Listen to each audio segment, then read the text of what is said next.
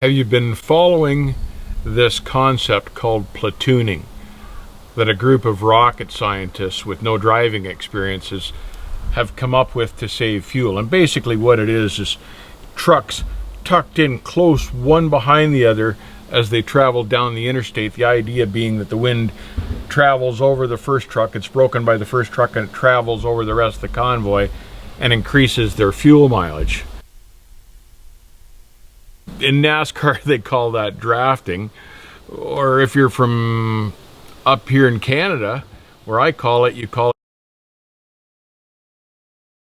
following one another on the 401 on a Friday night. The concept is that the trucks travel 3 or 4 feet apart from one another at highway speed and rely on sensors and sensing equipment to keep them from running into one another as they travel down the road. Now, if you've been following this NTSB investigation into the Tesla motor car accident recently in Florida, you'll know how well these sensors work. The sensors in this Tesla basically failed to see a 65-foot truck crossing the highway. How sensors could miss something of that size and volume is beyond me, but they did, and the driver was killed. So there's how accurate these sensors are. And you're going to rely on those things in a convoy? Governor of Missouri has had enough common sense to ban the experimentation of platooning in his state, and surely most other states will follow suit. Bottom line is here that trucks are not trains. No matter how much some scientists would like them to be trains, they're not trains.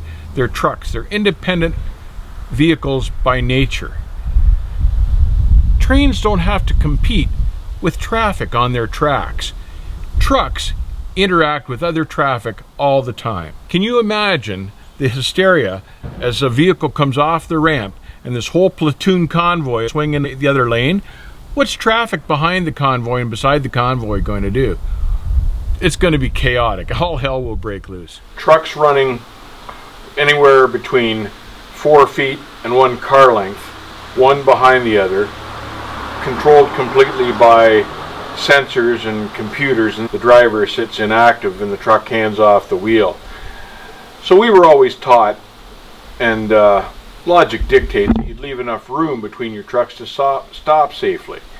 Now, it's not saying that the sensors won't react, but the brakes are the same. They've got no more stopping power than they did before. So if the lead truck has to lock up the brakes, the other two trucks are just going to pile into them. And this is on a dry surface, let alone on an icy surface, and all of these units are controlled by sensors and computers. Now, how are these four-wheelers going to react when an entire convoy starts moving into their lane because they need to move over because there's something coming off a ramp at them?